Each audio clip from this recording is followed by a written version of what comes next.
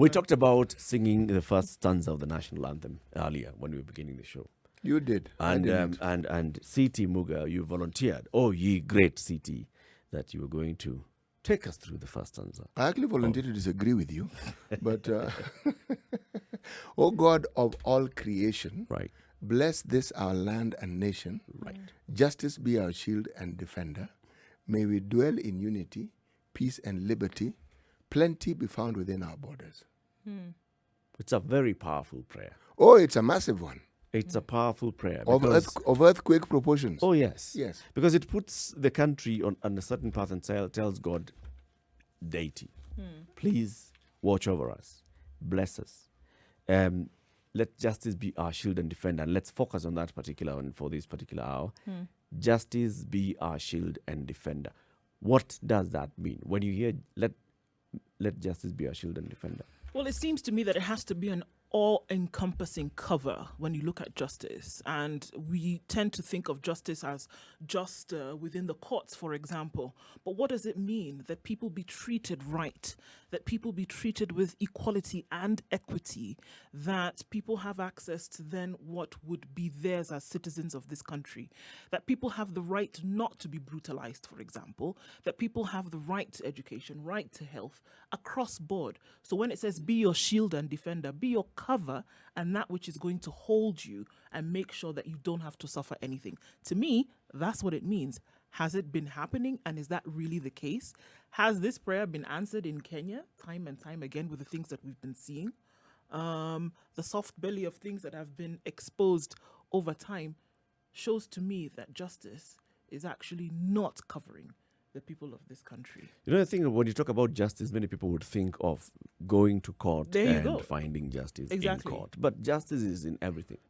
Treat your fellow citizen in a just manner. Ensure there is justice in everything that you do as a citizen, to your fellow citizen, to everybody else around you. Ensure that you live in a way that adheres to the ideals of ensuring that there is justice. But let's talk about this with our guest this morning. And we are now joined by the Archbishop Jackson Ole Sapit. He is the head of the Anglican Church of Kenya, the Archbishop of the Anglican Church of Kenya. And we are also joined by Benson Shamala. He is the Country Director at International Justice Mission. Gentlemen, thank you very much for joining us this morning and welcome to the Situation Room. I want to start with you, Archbishop Jackson Ole Sapit. Asante sana for speaking to us. How are you this morning? I'm doing very well, and thank you so much for inviting me to share in this platform. I'm fine, and I'm grateful. Thank you. Justice be our shield and defender. What is your translation of this? Yes, that my translation is first and foremost, those words are based on the Bible, which I teach and preach about. Justice is a very central theme in the entire Bible, and it has to go alongside with another term, fairness. So we should have even added justice and fairness should be our shield and defender. And justice completely depicts that we have to treat each other justly. We have to be fair in everything that we do to one another. And justice is the access of what I am supposed to get in terms of my space and my rights. Also bearing in mind that I also have to respect other people's spaces, and therefore acting to each other justly is being just in the correct mode of respecting one another and treating each other in a fair manner, in a way that everybody feels I'm justified. It's justified. So when we say it should be our shield and defender, it is a whole aspect of anything that protects my space, my rights, my dignity, and anything that protects it justly, also limiting me from my excesses, because I can also be excess in the way I do things and step into other people's spaces. Then justice has also to be applied to me. So it is a two-way traffic, in my understanding. And saying it is our shield, it means it is the one that protects us. And if you read the Bible, Isaiah chapter 9, the prediction of the Son of God, that a son will be born, and his government will be at the shoulder, the world will be at the shoulder, and his government will last, because it will be administered through justice and fairness. It depicts that when a nation, when a community is acting justly, then everybody is protected. So the shield protects. And that's my interpretation of that phrase, justice be our shield and defender. Your Grace, I want to take you back a little bit into history. And Yes. I want to look at some of the individuals who have held senior positions within the Anglican Church. My mind goes back to Archbishop Kuria, my mind goes back to Bishop Gitari, my mind goes back to Bishop Muge, Bishop Okulu. And one of the things that they were known for during the space of what we call the Second Liberation was the spirited fight they put up for the very thing you've just mentioned, justice. And they were at the forefront of it. It is something we do not see now. Please comment on this. Yeah, indeed true. We know the church participated in what Kenya has popularly come to know as the Second Liberation, the clamor for multi-party democracy and politics in Kenya, so that the seemingly oppressive of the one-party rule then the church came out to fight for that space alongside other communities. Even today, the church has not completely kept quiet, but you may remember that the terrain and the space is completely different. That time, if you go back to history, even the media itself and other avenues and civil society were all completely being crushed, and the only space that remained, that everybody was running and getting space, was the church. And the church pulpit was the only opening that was not completely shattered. But since multi-party democracy and the opening of a democratic space in terms of expression of speech, which currently is now being undermined again, everybody's voice became louder.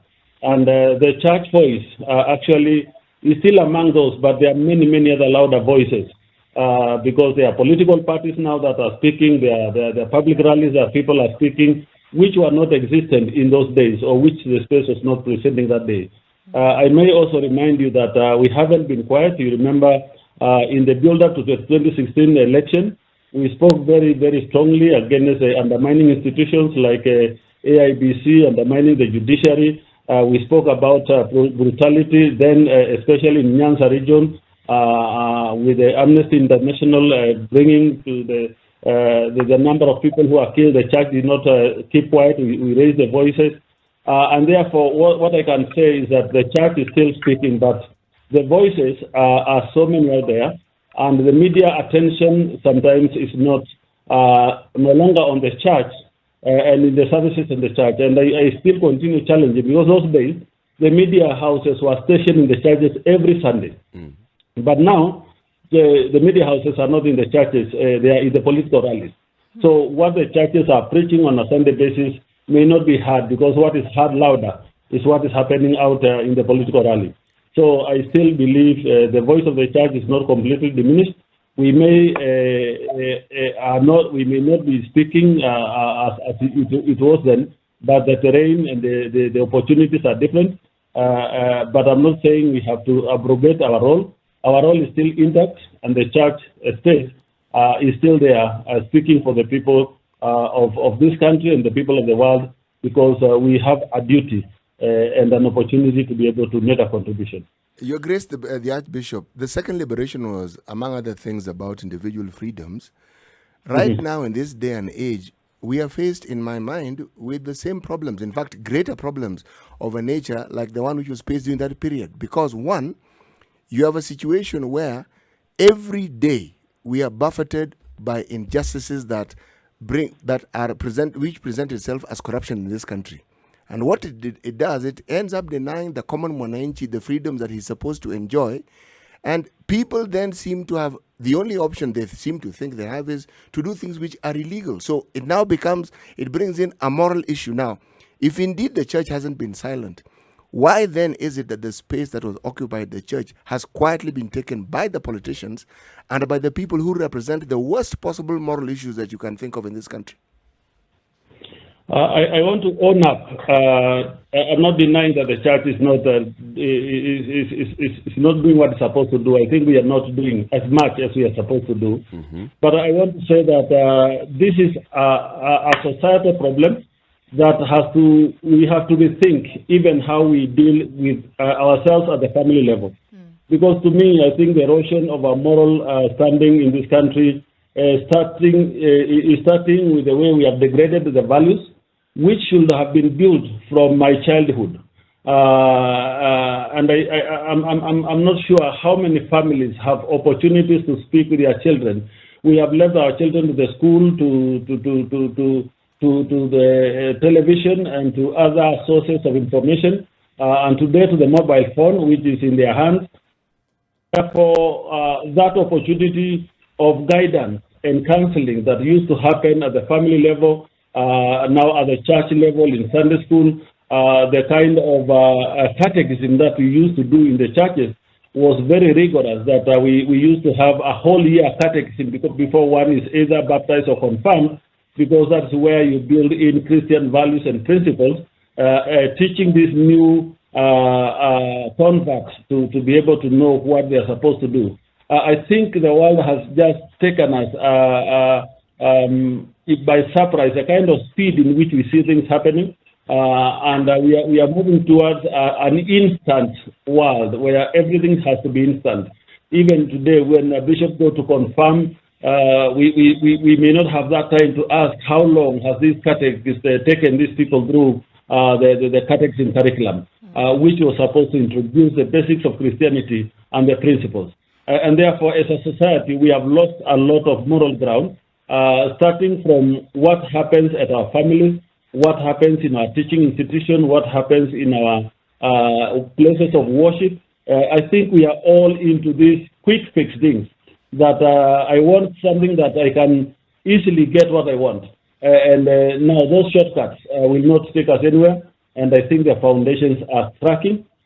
In my last 2 Sunday sermon has been based on Psalms 11 verse 3, when the foundations are being destroyed and are shaken, what will the righteous do? And I think this is a big question for us and for Kenyans. What are we doing? Because our very foundations are shaking. Foundations in the church, at the family level, at societal level, in our schools.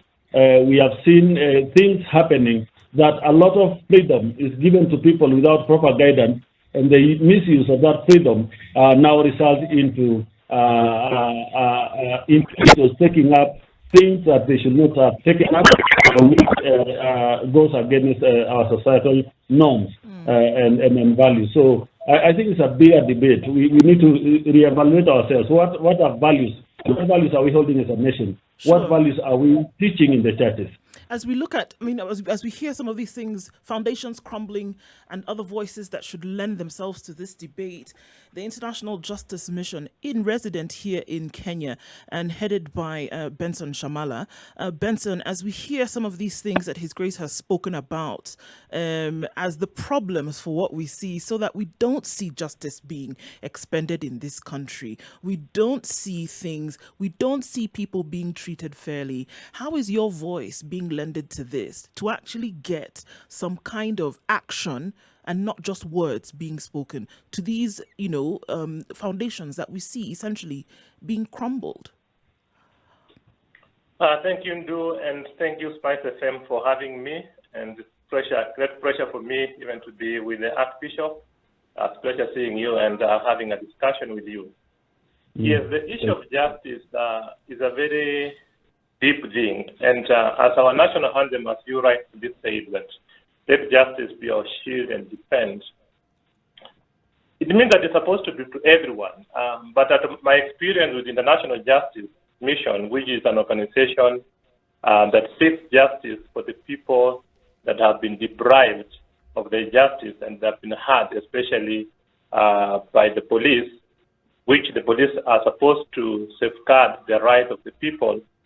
And we've represented several people, close over 300 people, who have either been falsely accused of something they did not do, or who are beaten up and injured, but the very people who are supposed to protect them, the police, or some who have lost their loved ones in the hands of the police.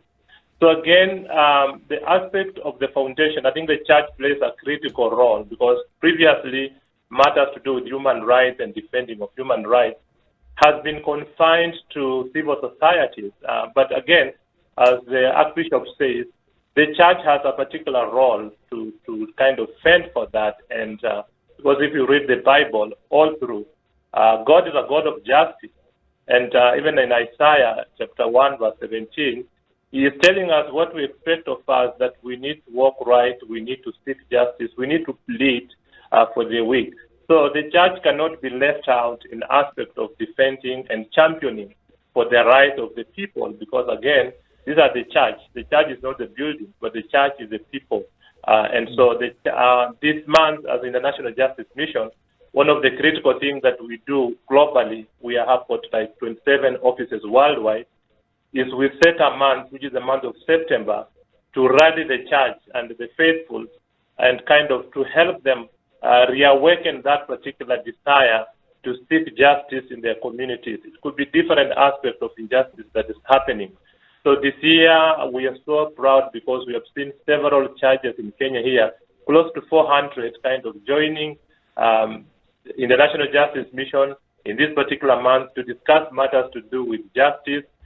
We have got pastors who are preaching about issues of justice, also sensitizing the congregation on what do they need to do so that they can say no to injustice. Because again, justice and righteousness goes hand in hand. We can't have righteousness without justice, and we can't have justice without righteousness. So these two go hand in hand. And as an organization, we are eager to kind of not only rally government agencies to highlight some of the issues and the problems of injustice, to defend people who have been falsely accused, or those who have lost loved ones in the hands of the police, but also to speak to the church and say, you have a right, you have a responsibility as a church to speak about issues of justice. And I'm so happy that Archbishop actually has been on the forefront talking about issues that are affecting Kenyans on injustice. There are goals that you've set for yourselves as an organization, in my opinion, are really lofty. But let me ask the question, how then do you determine that you have met your goals and that you have achieved success? Thank you, Morgan. One of the things that we do, because we have like a mission that we want to rally a movement globally that will protect millions, 500 million, and rescue millions. That's a huge undertaking. So one of the things we realize that we cannot do that as International Justice Mission alone, but rather, if we can rally different churches and different actors and different corporates to say that, yeah, can we look at some of the injustices that are happening in various countries that we operate?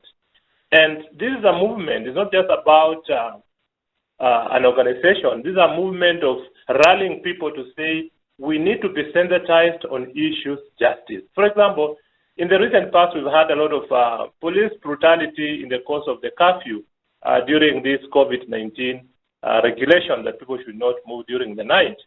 And we've seen how the movement came in, and there was so many outcry there, people saying that what the police did was an excessive use of their force.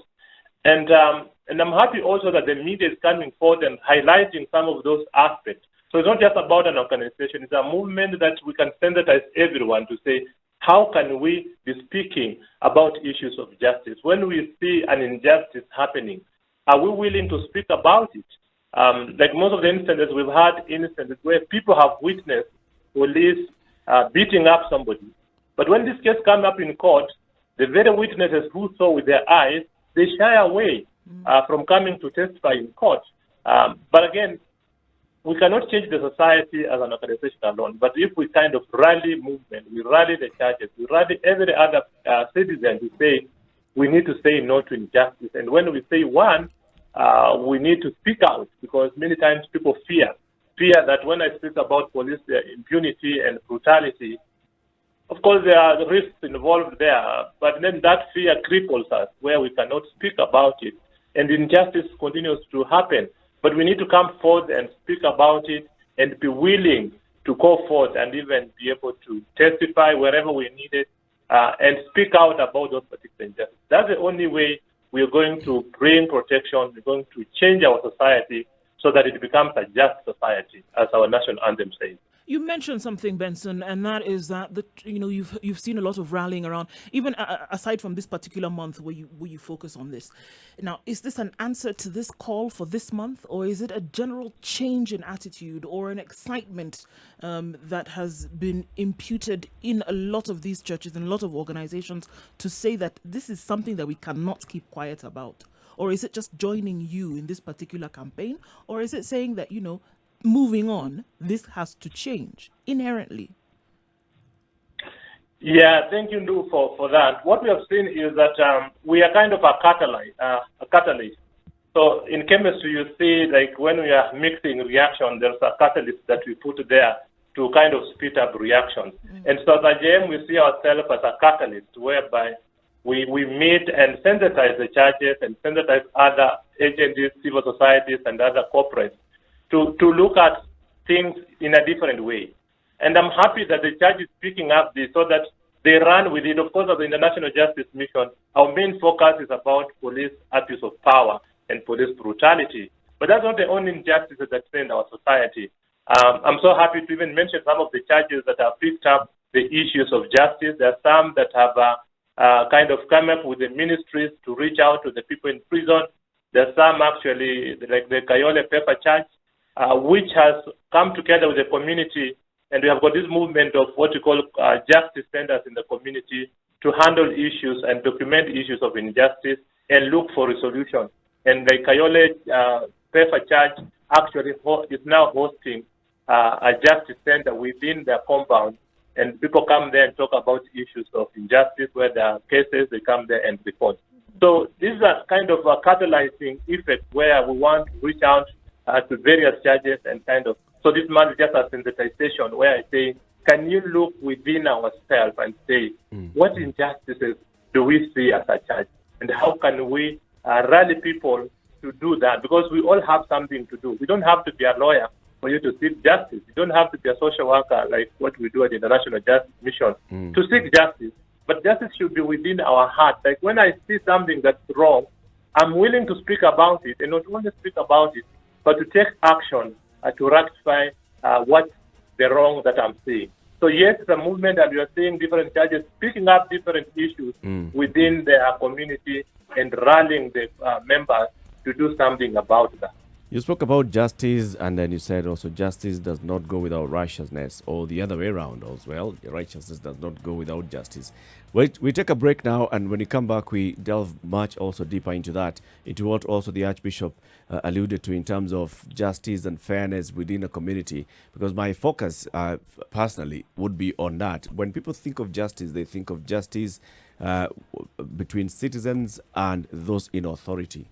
But there is justice within the community. And how then do we ensure that there is justice and better living and harmonious living within the community? We are speaking with Archbishop Jackson Ole Sapit, the Archbishop of the Anglican Church of Kenya, and Benson Shamala. He is the country director of the International Justice Mission. Is justice really our shield and defender? That is what we are asking ourselves this morning. You can also post your comment on our social media handles, Spice FM KE, Facebook, YouTube, and Twitter. Nairobi 94.4, Nyeri 90.9, 96.7 in Eldoret, Nakuru 96.0, 102.5 in Kisumu, 87.9 in Mombasa, Malindi 97.7, and also this show broadcasts worldwide on www.spicefm.co.ke and Spice FM KE on YouTube, on Facebook, and on Twitter. We are having a conversation with the Archbishop Jackson Ole Sapit of the Anglican Church of Kenya, as well as Benson Shamala of the International Justice Mission. He's a country director. is justice our shield and defender? And before we went into the break, I was basically telling Mr. Shamala that, when you talk about justice, very many people hear the word justice, they think of judiciary, going to court or seeking justice from an oppressive regime, seeking justice from having encountered injustice from those in authority. But there's also the aspect of justice within the community. Those that you live with, justice amongst family members. You see very many instances where we talk about people mistreating their loved ones, people mistreating their neighbors, people being completely uncouth about their neighbors, their co-workers, their children, their relatives. What's the space of justice in this, Benson? I was combining Benson and Shamala. Thanks, Eric. I think justice cuts across each and every sphere of our life. And as we talk about justice, we need to start within even ourselves. And how do we act justly and fairly? And how do we use the authority and the power that we have? Because each one of us have got some responsibility and have power. Do we use that one to abuse others or deny others what is rightfully theirs? Even at the home, when you have got our house managers, how do we treat them? Because it starts from there. And then, of course, we're being governed by a system, a government. And so as it escalates, we want to see those that have been given power by the Constitution to protect the people, how are they utilizing that? And so we have a responsibility not only to look within ourselves, but also to say, how can we hold those people who have got the authority and have been given that constitutional authority to protect us as citizens? How are they utilizing that? And so that's when then now we escalate it to the government agencies that have been given that responsibility. And the police, you will agree with me, that have got a lot of power. So they have the power to arrest you. They have the power to use violence of the gun.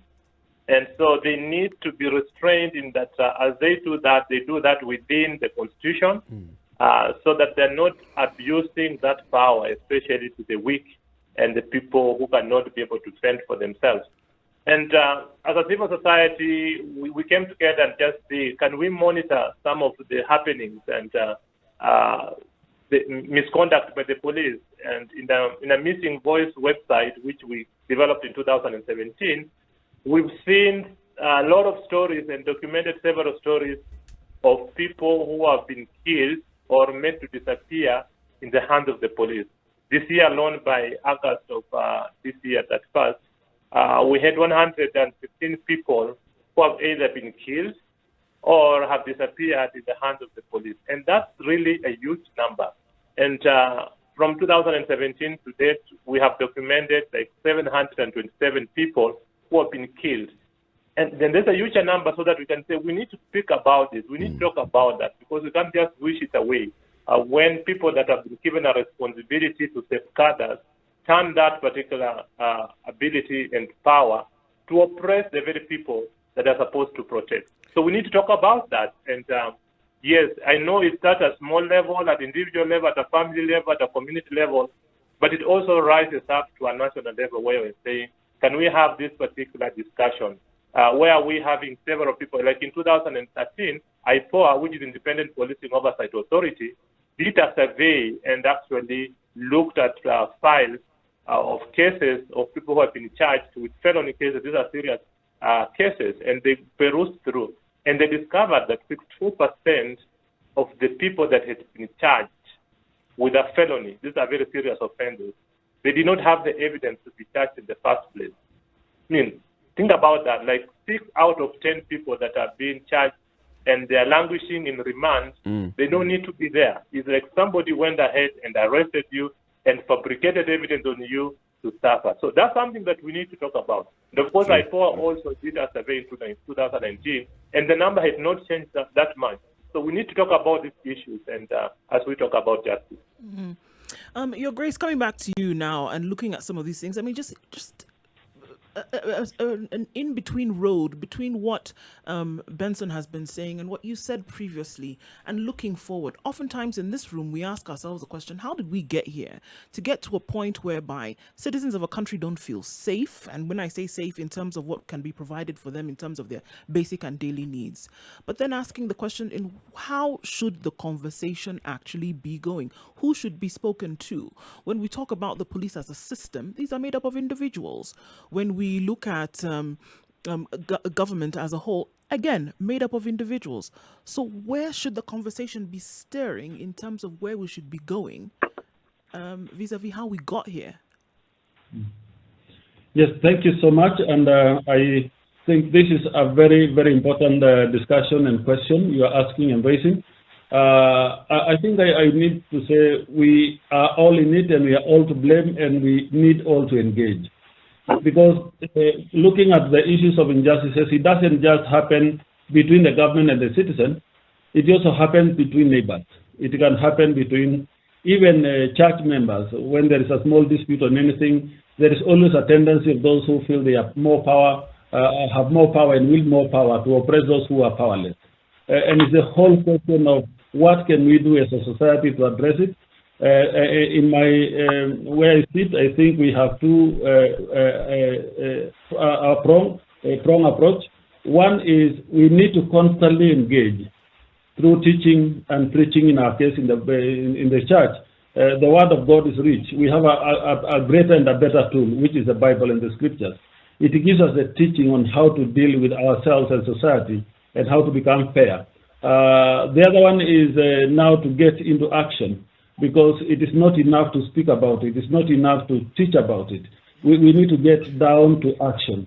And I think if all of us get down to action without just pointing an accusing finger, we do what I'm supposed to do, then I will be presenting what I'm doing as an example. Then other people can have a role model, something to emulate, something to say now we have an opportunity to see a difference because so-and-so is making a difference. And I think that's the approach we have been trying in the church, because injustice is not just when there is a brutality. Injustice is also when services are denied, when poor children cannot access to school, when opportunities are not available, or when employment can only be given skewedly because I belong to this region, or I have a godfather somewhere who can be able to connect me. And we have grown as a nation, as a country of connections. I'm looking for a day when can merit count, when somebody walks to an office with his papers or her papers, that she can be judged, not because of her name and where she's coming from or he's coming from, but from the merit of his papers, and they can get equal access even without the so-called godfathers. And I think we have a whole complete societal problem. We need to approach it from that point of view. Who is addressing orphans in this country, their plight, their education, their shelter, who is providing for that? And I think this is where we need to wake up, all of us, engage, not just speak about it. It's easier to speak about it, but to do something about it, to engage completely and take action. The moment we all take action, so that when I see something wrong, when I see a child being denied opportunity, I provide the opportunity that child is needing. When I see somebody hungry, I am there to provide for the food. But provision is still not enough. We need now to step up, to go to policy, because where we are finding it difficult in this country is when the policy framers and the policy makers are not taking into consideration the plight of the poor. Most of our policies are pro the rich and pro those who are already having it. You see people changing laws and wanting to change laws just to protect their spaces and their empires. But we are looking for a day that policymakers can look for policies that are going to be pro-poor policies, policies for the oppressed, policies for the less fortunate in society, so that the policy, as we frame them, will safeguard the interests of everybody and will guarantee fairness, as I said earlier, will guarantee now there is justice. We need to look at how Parliament, for example, enact laws. We are seeing now what's happening in the Senate, in the division of revenue of this country. The debate is one man, one vote, one shilling. But if we go by only that as a criteria, who is cooking the cake, who is baking the cake that we are coming to share. Even some of the regions that seem less populated probably may even be cooking a bigger cake. Look, for example, the whole area that Sapit National Park covers, there are no people. But the tourism industry and the wildlife is cooking a better cake for this country. And if we are only going to give resources based on the population, Taita Taveta and the counties around Sapit National Park may not have the population to get the resources. But they have a bigger cake they are even cooking for the nation. So this is the fairness we are talking about. How do we come up with policies and develop programs that look across board and see Kenyans as Kenyans, so that we eliminate the debate that we are debating from a regional point of view, that I'm speaking for my region, I'm speaking for my people, I'm speaking for my community. And these are the things that are helping us and aiding us to oppress those who feel maybe their numbers are lower, or maybe their economic power is not as big, and we can continue to exacerbate all this marginalization, which result into injustices in many forms. So looking at the whole question of injustice and fairness, how do we look at across board and look at things that can be done? So let us approach by speaking about it, but also by doing something about it, taking action, but also looking at policy and policy frameworks, because if we don't look at all those areas, then injustice will continue. Your Grace, I actually want to appreciate and acknowledge the fact that the leadership of the church is recently coming out, more often than we were seeing previously, to speak about these matters of national importance. And in fact, even now, just the partnership that you're having with the Benson, Shamala and his organization is something. And you now talk about, let's approach it at policy level. What is the best course of action that you, for example, as clergy, would be in a position to lead, so that we can have a position where policy is changed and even the policymakers are thinking with justice in mind with whatever they are doing? I think we need, as I said, to do some practical aspects. Let me take you back to history.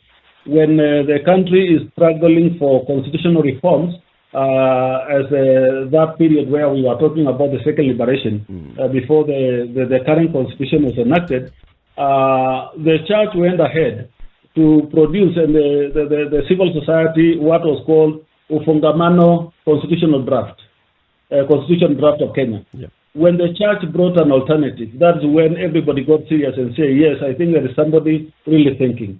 So what we need to do as church and as civil society groups, people who are addressing these issues of fairness and justice, is to draft also alternative policy framework as write-ups that can be taken to Parliament, that we can challenge the parliamentarians as they make bills, so that they have an alternative to look at and to see. If we are able to look at that and lobby at that particular ground, the church also need to be alert when some of these debates are happening in Parliament, so that we make a contribution. Now our constitution has opened up the space for what they call public participation. And I think the policy framework of the current constitution had a mind that people need to participate, be it at the county level, even when they are making budgets, when they are making whatever they are doing, there need to be public participation. What we have not seen is the practical side of that, because policymakers still want to go back to the old format where policies are made at boardrooms. They go to a hotel somewhere and they come and implement and say we have a policy, or they can select a few people and say there was public participation.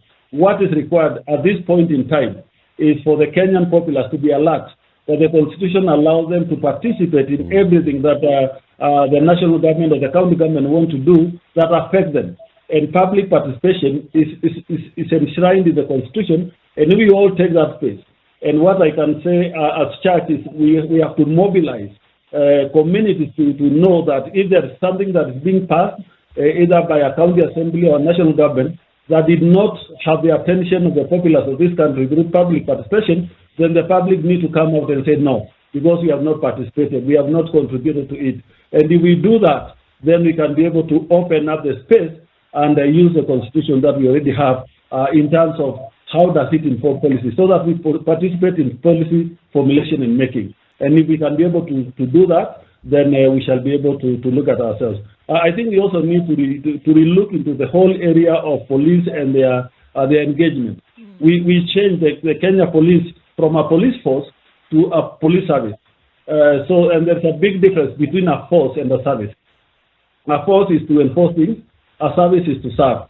And now their slogan, utumishi kwa wote, now is more amplified, that they are servants of the people. They are not to brutalize people, but they are to serve people because they have an obligation. That is what the Constitution defines them to be, a police service that serves every Kenyan equally and ensure that fairness is happening in every space. Is the church working on this only as the Christian church, or do they involve other religious organizations? Actually, we have, like yesterday, we spent the whole day with a group of what we call interreligious council, including the Muslims, just trying to articulate what's happening in the nation and what can be the contribution of the church, looking at the temperatures building up politically and in all fronts. So we don't want to work alone as church. We are working with other religious organizations, but we are also having our parachurch institutions and those civil society groups that we share the same vision. And therefore, we team up and we have forum and opportunities for us and to gather together and say, this is what we need to champion and this is what is needed in this country. So the conversation I'm talking about is not just only Sapit conversation. We are conversing around other religious leaders of all faiths, Muslims and Christians and Hindus alike. The Interreligious Council of Kenya is very active on this, and we have a secretariat there that brings us together. We have other parachurch organization, KCCB of the Catholic and NCCK and the Evangelical Alliance. So we have a consortium that we can be able to look at these things in a more wider way. And then when we get something solid, then we all take to our churches and our places of worship to popularize.